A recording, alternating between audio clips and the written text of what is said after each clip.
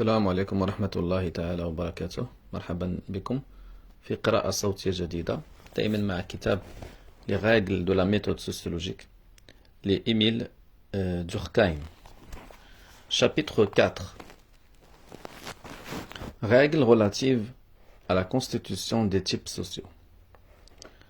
Puisqu'un fait social ne peut être qualifié de normal ou d'anormal que par rapport à une espèce sociale déterminée. Ce qui précède implique qu'une branche de la sociologie est consacrée à la constitution de ces espèces et à leur classification. Cette notion de l'espèce sociale a d'ailleurs le très grand avantage de nous fournir un moyen terme, entre les deux conceptions contraires de la vie collective qui se sont pendant longtemps partagé les esprits. Je veux dire le nominalisme des historiens et le réalisme extrême des philosophes. Pour l'historien, les sociétés constituent autant d'individualités hétérogènes, incomparables entre elles.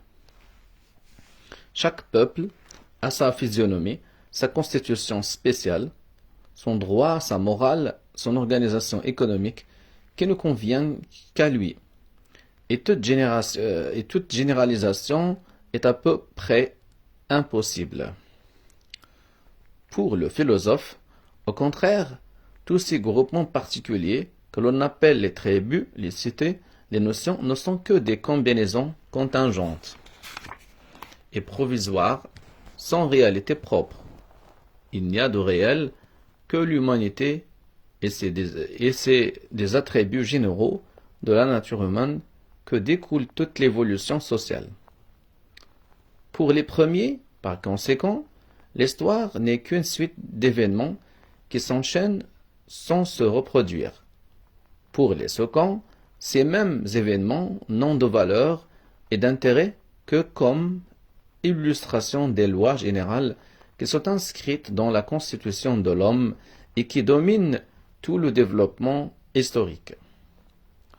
Pour cela, ce qui est bon pour une société ne saurait s'appliquer aux autres.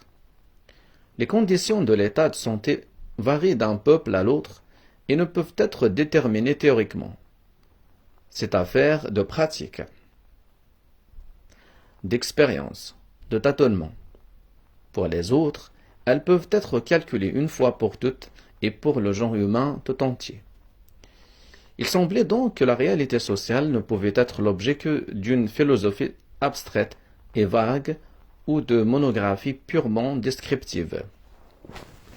Mais on échappe à cette alternative une fois qu'on a reconnu contre la multitude confuse des sociétés historiques et le concept unique, mais idéal, de l'humanité, il y a des intermédiaires. Ce sont les espèces sociales. Dans l'idée d'espèce, en effet, se trouve réunie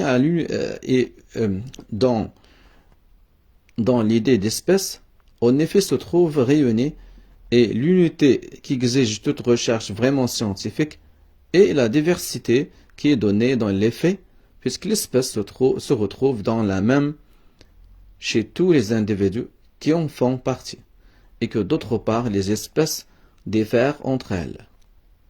Il reste vrai que les institutions morales, juridiques, économiques, etc. sont infiniment variables, mais ces variations ne sont pas de telle nature qu'elles n'offrent aucune prise à la pensée scientifique. C'est pour avoir méconnu l'existence d'espèces sociales que Kant a cru pouvoir représenter le progrès des sociétés humaines comme identique à celui d'un peuple unique, auquel seraient idéalement rapportées toutes les modifications consécutives observées chez les populations distinctes. C'est qu'en effet, s'il n'existe qu'une seule espèce sociale, les sociétés particulières ne peuvent différer entre elles qu'en degrés, suivant qu'elles présentent plus ou moins complètement les traits constitutifs de cette espèce unique, suivant qu'elles expriment plus ou moins parfaitement l'humanité. Si au contraire, il existe des types sociaux qualitativement distincts les uns des autres, on aura beau les rapprocher, on ne pourra pas faire qu'ils se rejoignent exactement comme les sections homogènes d'une droite géométrique. Le développement historique perd ainsi l'unité idéale et simpliste qu'on lui attribuait. Il se fragmente, pour ainsi dire, en une multitude de tronçons qui, parce qu'ils diffèrent spécifiquement les uns des autres, ne sauraient se relier d'une manière continue. La fameuse métaphore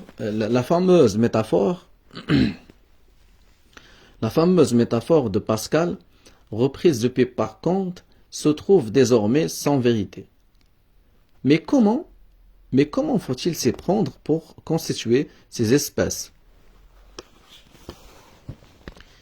Il peut sembler au premier abord qu'il n'y ait pas d'autre manière de procéder que d'étudier chaque société en particulier, d'en faire une monographie aussi exacte et aussi complète que possible, puis de comparer toutes ces monographies entre elles, de voir par où elles concordent et par où elles divergent, et alors, suivant l'importance relative de ces similitudes et de ces divergences, de classer les peuples dans des groupes semblables ou différents. À l'appui de cette méthode, on fait remarquer qu'elle seule est recevable dans une science d'observation. L'espèce, en effet, n'est que résumé des individus.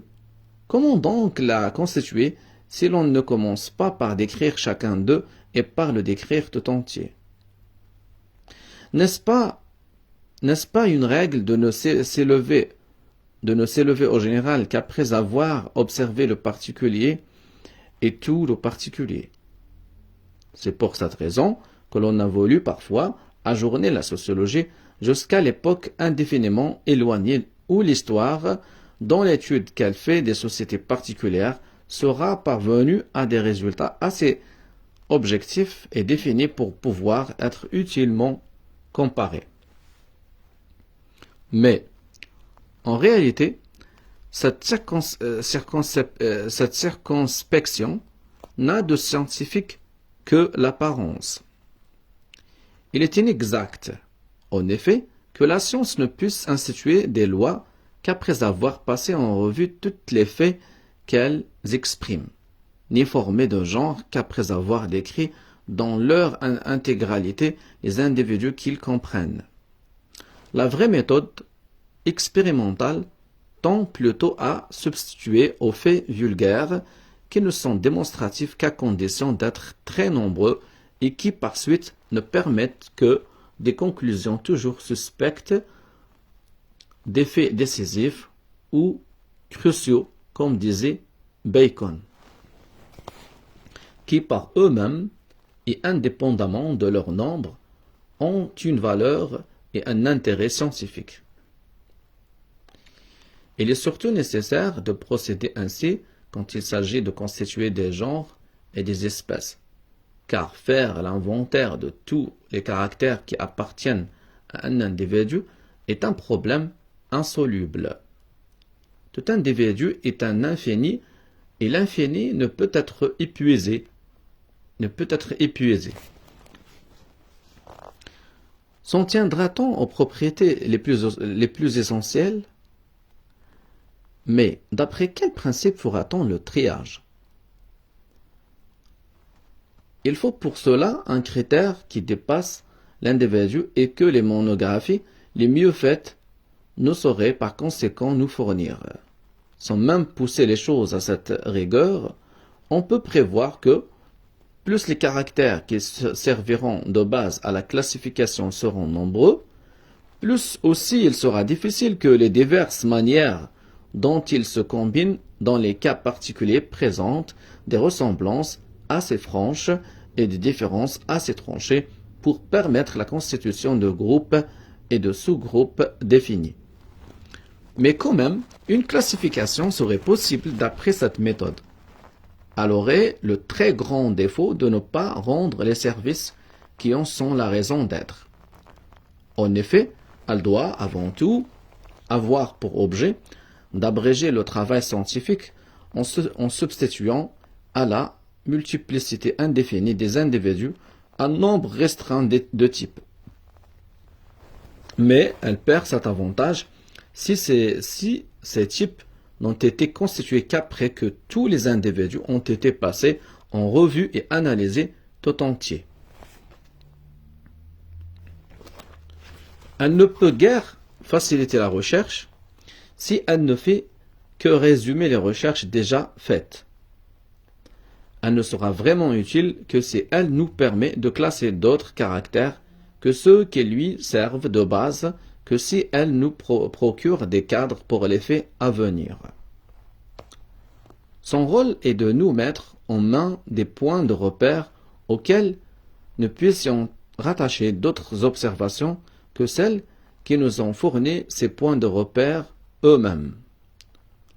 Mais pour cela, il faut qu'elles soient faites non d'après un inventaire complet de tous les caractères individuels, mais d'après un petit nombre d'entre eux, soigneusement choisis.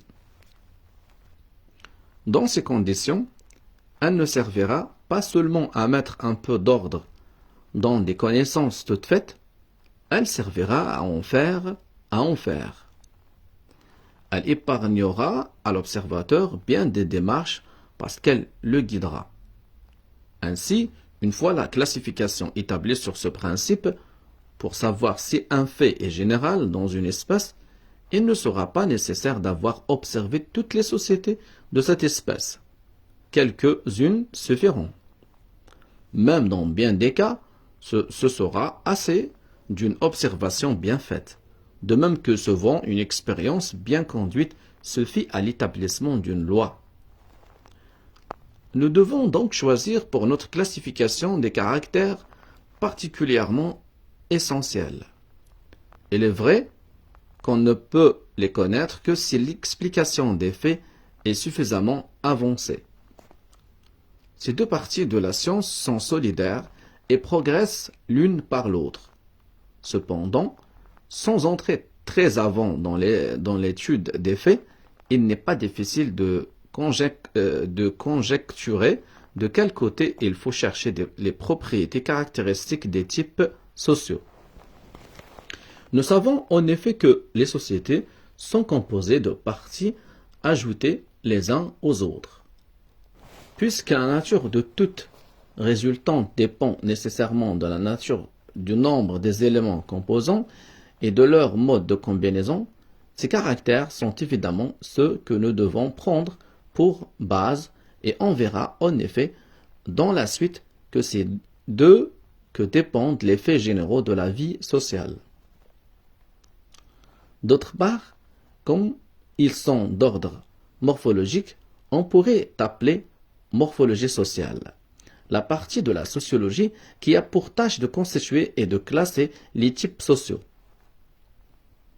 On peut même préciser davantage le principe de cette classification. On sait en effet que ces parties constitutives dont est formée toute société sont des sociétés plus simples qu'elles. Un peuple est produit par la réunion de deux ou plusieurs peuples qui l'ont précédé. Si donc nous connaissons la société la plus simple qui ait jamais existé, nous n'aurions pour faire notre classification qu'à suivre la manière dont cette société se compose avec elle-même et dont ses composés se composent entre eux.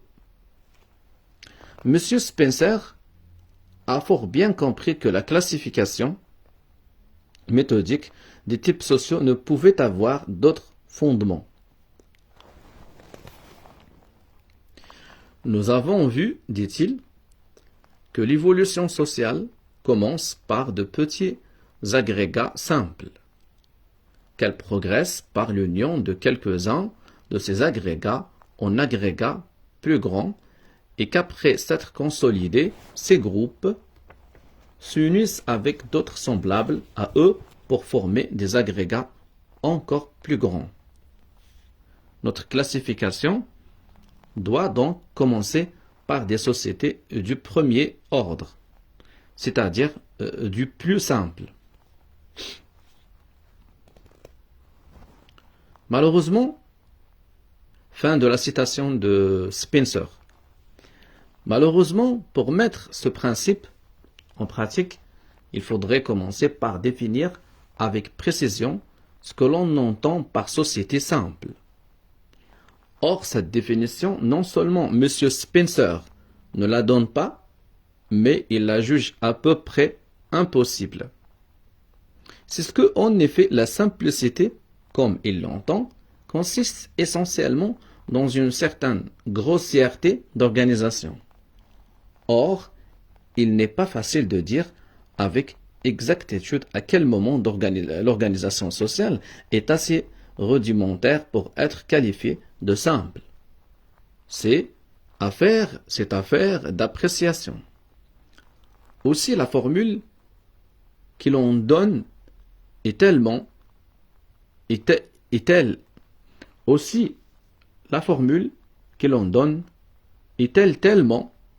tellement flottante qu'elle convient à toutes sortes de sociétés. Nous n'avons rien de mieux à faire, dit-il,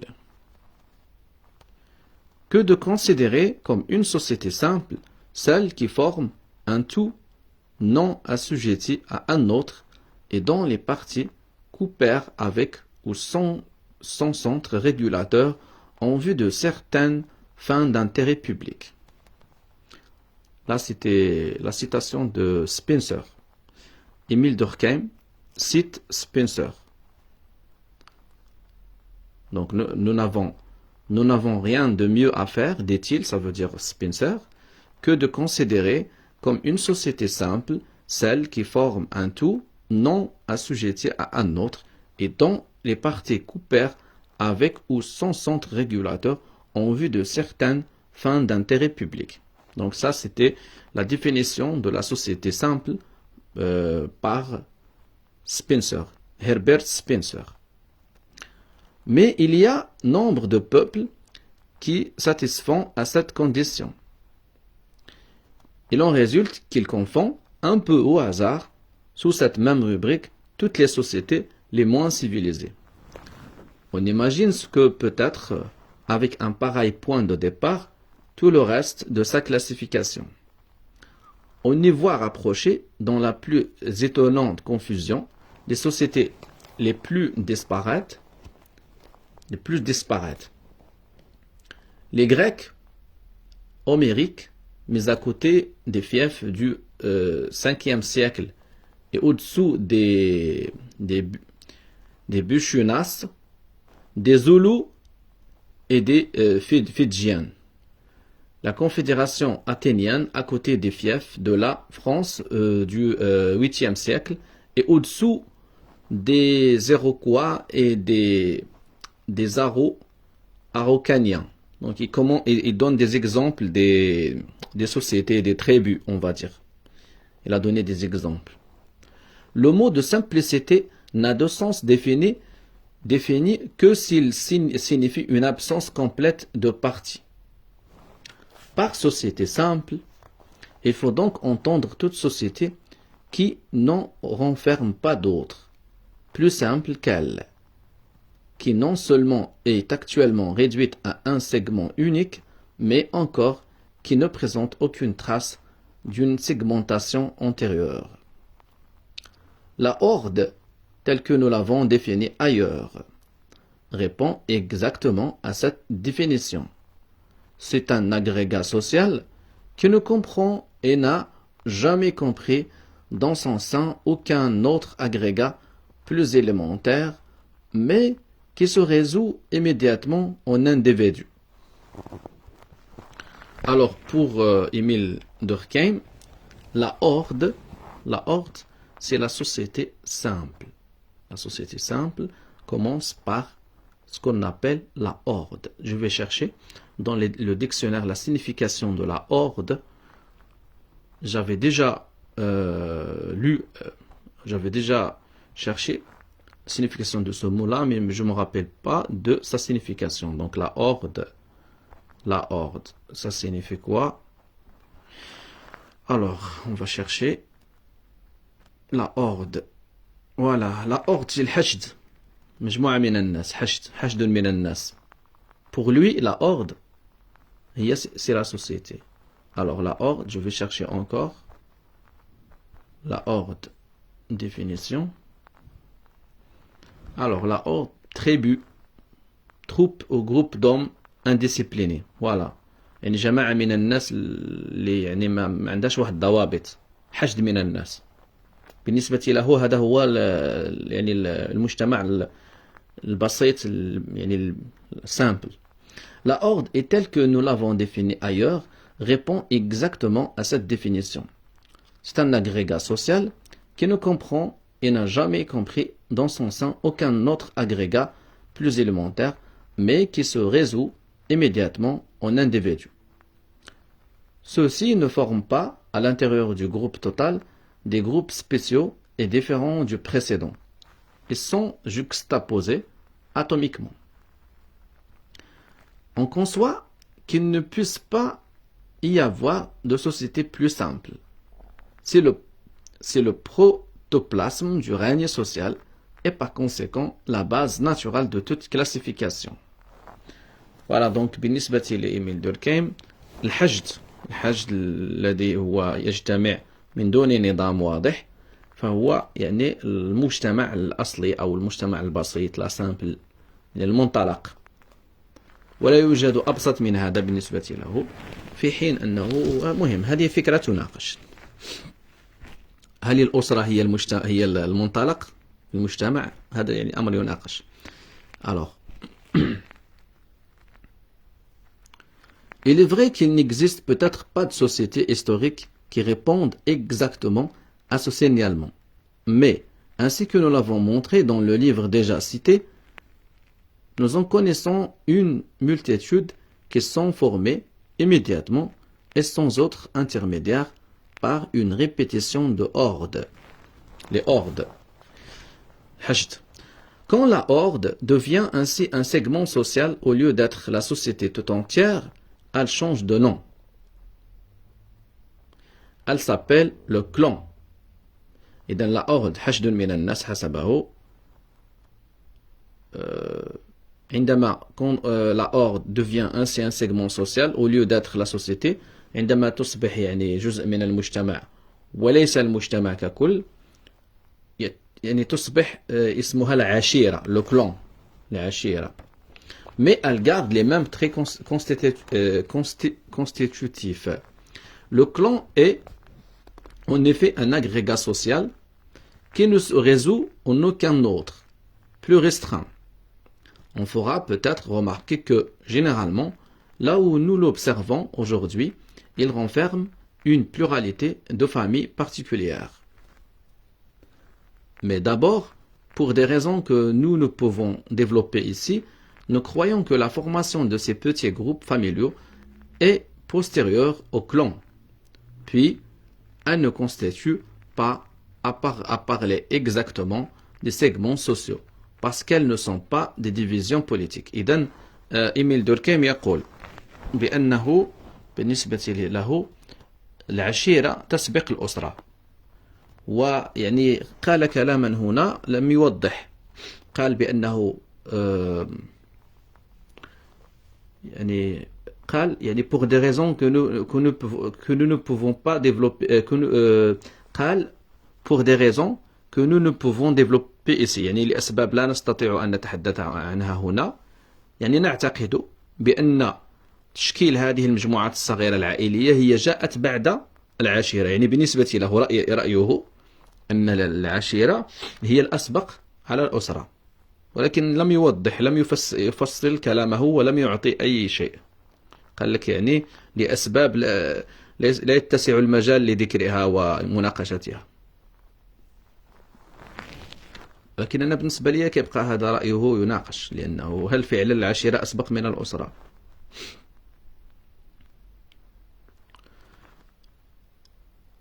partout puis elle ne constitue pas à parler exactement des segments sociaux parce qu'elles ne sont pas des divisions politiques. Partout où Partout où on le rencontre, le clan constitue l'ultime division de ce genre. Par conséquent, quand même nous n'aurions pas d'autres faits pour postuler l'existence de la horde, et il en est que nous aurons un jour l'occasion d'exposer l'existence du clan, c'est-à-dire de sociétés formées par une réunion de hordes,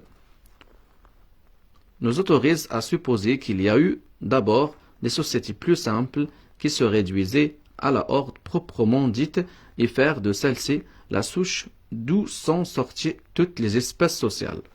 على كل فكما أشرت سابقا فهذا الكتاب هو كتاب فلسفي وفي إطار الإبستيمولوجيا يعني السوسيولوجيا وكذلك يعني في إطار الفلسفة وبالتالي فأفكار إيميل دوركهيم هي أفكاره هو يعني هنا يعطي بعض الآراء حول تشكل المجتمع وتلك الآراء لا توجد أدلة عليها فقط يتكلم هكذا يعني مجرد أفكار ذاتية يقول لك بأنه كان هناك حشد والحشد أدى إلى كذا والحشد أسبق من الأسرة إلى آخره. Une fois posée cette notion de la horde ou société à segment unique, qu'elle soit conçue comme une réalité historique ou comme un postulat de la science, on a le point d'appui nécessaire pour construire l'échelle complète des types sociaux.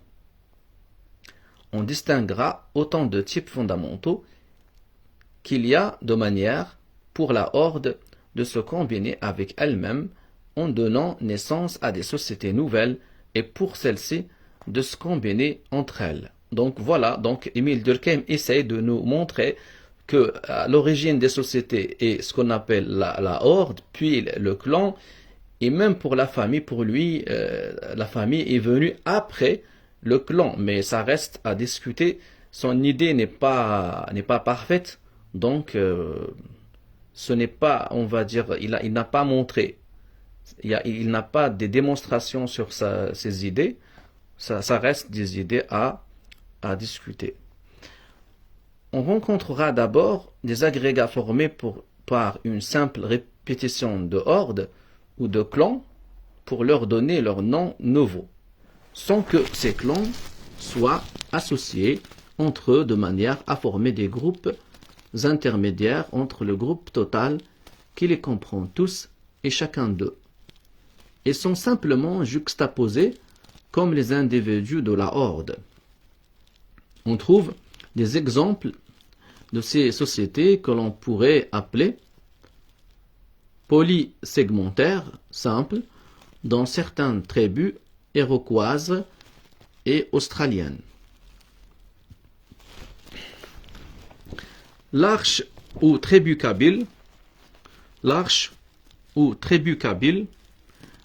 a utilisé le mot l'arche. Je ne sais pas, il veut dire quoi par l'arche. يعني استعمل هنا كلمة العرش. وش هل أراد أن يقول العرش لأنه استعمل كلمة العرش أو يعني القبيلة يعني القبيلية كابيل l'arche ou tribu kabyle. Mais هنا واش كيقصد العرش. L'arche ou tribu kabyle a le même caractère. C'est une réunion de clans fixés sous forme de village. Très vraisemblablement, il y eut un moment dans l'histoire où la curie romaine, la fratrie athénienne, était une société de ce genre. Au-dessus viendraient les sociétés formées par un assemblage de sociétés de l'espèce précédente, c'est-à-dire les sociétés polysegmentaires simplement composées. Tel est le caractère de la confédération iroquoise de celle formée par la réunion des tribus kabyles. Il en fut de même à l'origine de chacune des trois tribus primitives dont l'association donna plus tard naissance à la cité romaine. On rencontrerait ensuite les sociétés polysegmentaires doublement composées qui résultent de la juxtaposition ou fusion de plusieurs sociétés polysegmentaires simplement composées. Tels sont la cité agrégats de tribus qui sont elles-mêmes des agrégats de curies qui à leur tour se résolvent en gente ou clan, et la tribu germanique avec ses comtés qui se subdivisent en centaines, lesquels à leur tour ont pour unité dernière le clan devenu village. Nous n'avons pas à développer davantage ni à pousser plus loin ces quelques indications, puisqu'il nous saurait être question d'exécuter ici une classification des sociétés. C'est un problème trop complexe pour pouvoir être traité ainsi, comme en passant. Il se pose, au contraire, tout un ensemble de longues et spéciales recherches. Nous avons seulement voulu, par quelques exemples, préciser les idées et montrer comment doit être appliqué le principe de la méthode. إذن إيميل دوركهيم يقول بأنه هذا الموضوع موضوع يعني الحديث عن المجتمع وتصنيفه إلى آخره لا نستطيع أن نناقشه أكثر وندفع بالمناقشة إلى أبعد من هذا، لأن الأمر ليس يعني سهلا، مشكل معقد، وبالتالي فيقول أننا نحن هنا فقط يعني حاولنا يعني أننا نعطي بعض الأفكار لنبين كيف يمكن تطبيق يعني المنهج. Le principe, préciser les idées et montrer comment doit être appliqué le principe de la méthode. نعم، كيف يعني نطبق المنهج. Même, il ne faudrait pas considérer ce qui précède comme constituant une classification complète des sociétés inférieures. Nous y avons quelque peu simplifié les choses pour plus de clarté. Nous avons supposé en effet que chaque type supérieur était formé par une répétition de sociétés d'un même type, à savoir du type immédiatement inférieur.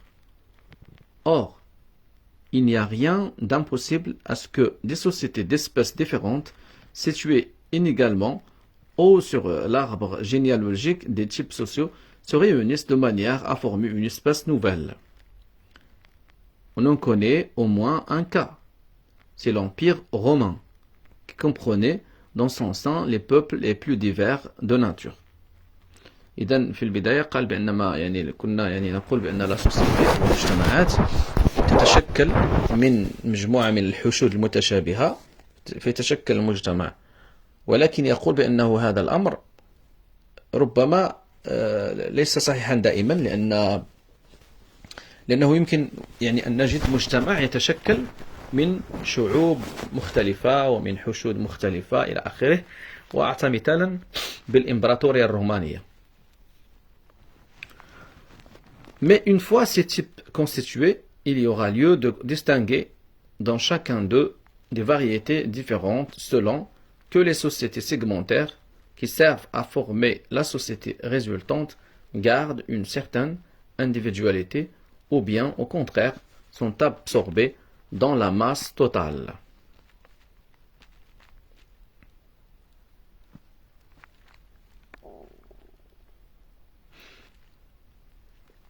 On comprend en effet que les phénomènes sociaux doivent varier, non pas seulement suivant la nature des éléments composants, mais suivant leur mode de composition, et doivent surtout être très différents suivant que chacun des groupes partiels garde sa vie locale ou qu'ils sont tous entraînés dans la vie générale.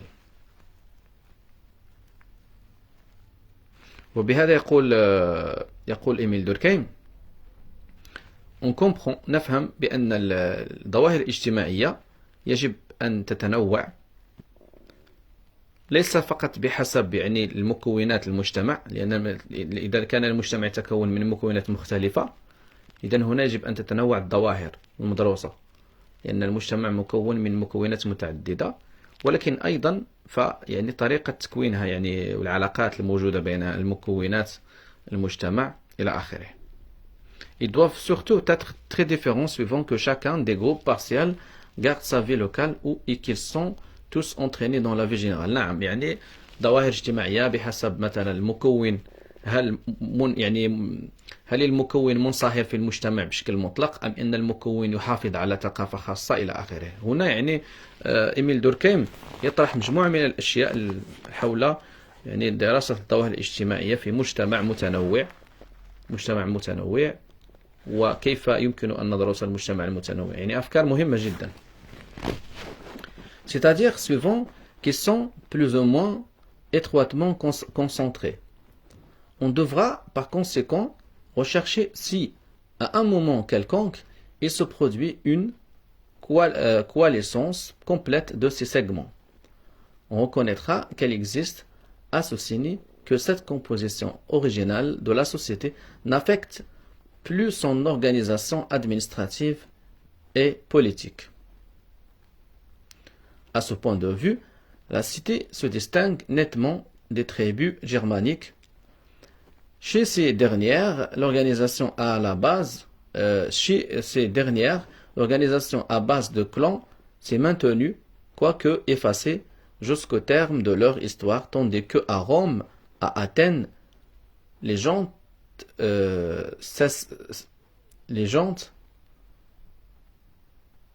cessèrent très tôt d'être des divisions politiques pour devenir des groupements privés.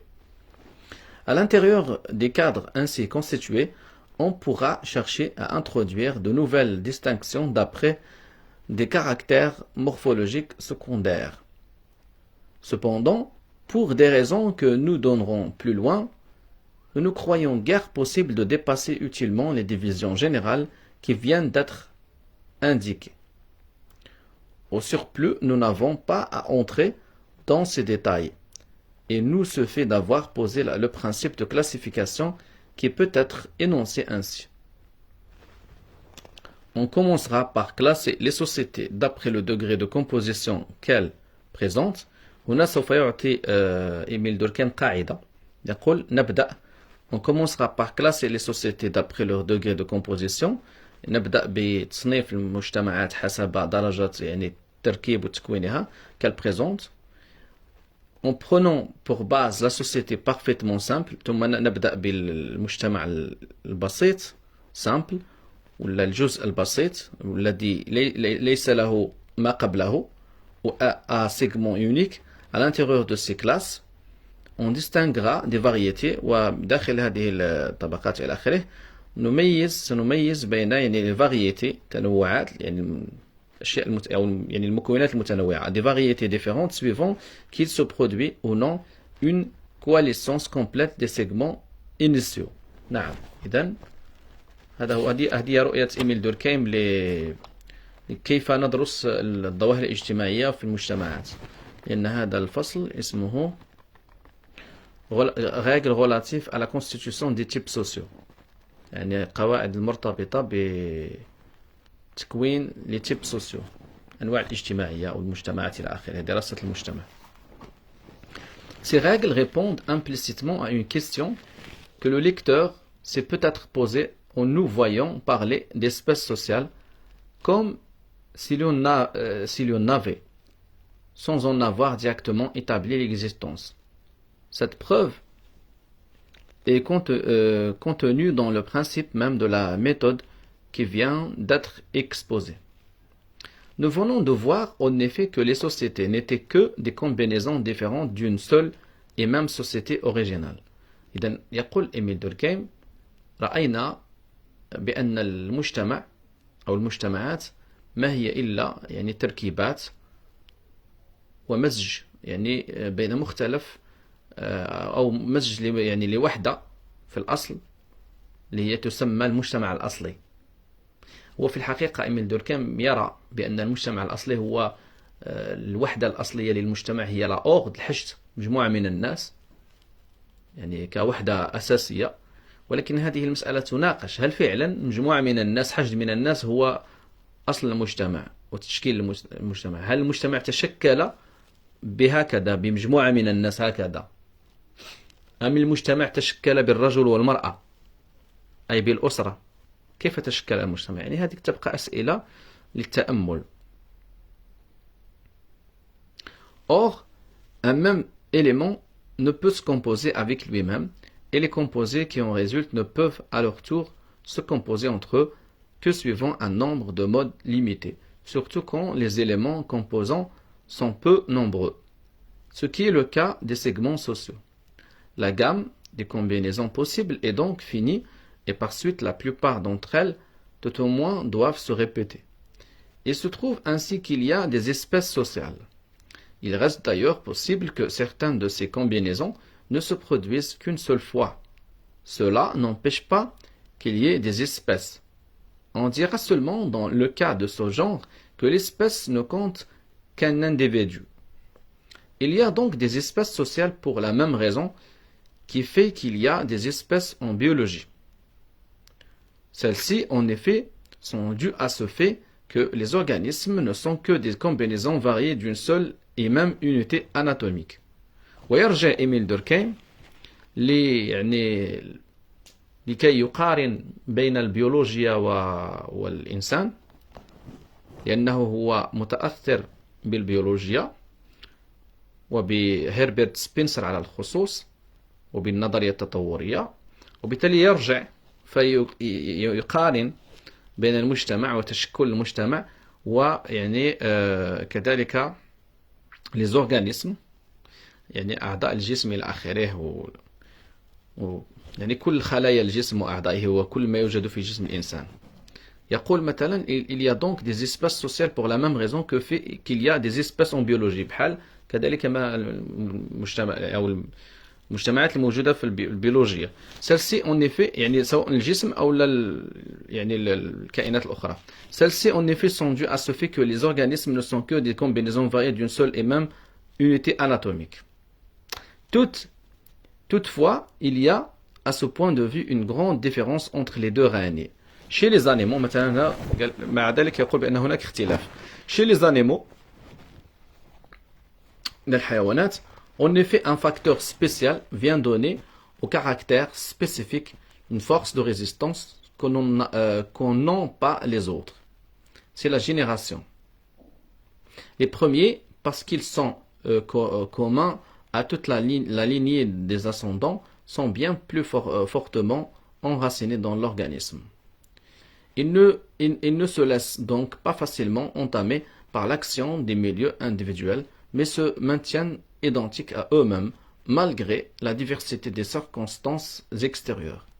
Il y a une force interne qui les fixe en dépit des sollicitations avariées qui peuvent venir du dehors. C'est la force des habitudes héréditaires. هنا يتكلم بالنسبة للحيوانات إلى آخره على أشياء لها علاقة بالوراثة، وراثة مجموعة من الأشياء والصفات إلى آخره. C'est pourquoi ils sont nettement définis et peuvent être déterminés avec précision. Dans le règne social الآن يرجع الجانب الاجتماعي، هذا الجانب الحيواني يقول لك يعني ممكن أنك يعني تعرف يعني المجتمعات الحيوانية لأنها عندها بعض الخصائص الموجودة والموروثة دائما. على كل مسألة واضحة لا تحتاج إلى نقاش، لأن المجتمع الحيواني يختلف عن المجتمع الإنساني. طبعا الحيوانات يعني تقوم بنفس الأشياء دائما، يمكن دراستها واستخلاص قوانين. المشكل هو المجتمع. إذن سنكتشف ماذا سيقول إيميل دوركهيم بخصوص المجتمع، يعني الجانب الاجتماعي، le social. Dans le règne social, cette cause interne leur fait défaut. Ils ne peuvent être renforcés par la génération parce qu'ils ne durent qu'une génération. إذن هو بالنسبة له يقول بأن فيما يخص المجتمع يعني لا يمكن أننا نستخرجوا يعني دي كوز إلى آخره، لأنه المجتمع أحيانا لا يستمر إلا مع جيل واحد، كأنه يقول بأن كل جيل ينتج مجتمع خاص به. Il est de règle en effet que des sociétés engendrées soient d'une autre espèce que les sociétés génératrices, parce que ces dernières, en se combinant, donnent naissance à des arrangements tout à fait nouveaux. Voilà. يعني يقول بأنه ممكن أنه المجتمع يكون منطلقته مجتمع سابق، ولكن يعني مع الجيل الجديد يتغير وتأتي يعني أمور أخرى، وبالتالي يكون المجتمع مختلفا عن سابقه حسب رأيه. Seule la colonisation pourrait être comparée à une génération par germination. Encore pour que l'assimilation soit exacte. Faut-il que le groupe des colons n'aille pas se mêler à quelque société d'une autre espèce Seule la colonisation pourrait être comparée à une génération par germination, encore pour que l'assimilation soit exacte, faut-il que le groupe des colons n'aille pas se mêler à quelque société d'une autre espèce ou d'une autre variété. Les attributs distinctifs de l'espèce ne reçoivent donc pas de l'hérédité, un surcroît de force qui lui permettent de résister aux variations individuelles, mais ils se modifient et se nuancent à l'infini sous l'action des circonstances, aussi quand on veut les atteindre, une fois qu'on a écarté toutes les variantes qui les violent, n'obtient-on souvent qu'un résidu assez indéterminé. Cette indétermination croît naturellement d'autant plus que la complexité des caractères est plus grande. Car plus une chose est complexe, plus les parties qui la composent peuvent former de combinaisons différentes. Il en résulte que le type spécifique, au-delà des caractères les plus généraux et les plus simples, ne présente pas de contours aussi définis qu'en biologie.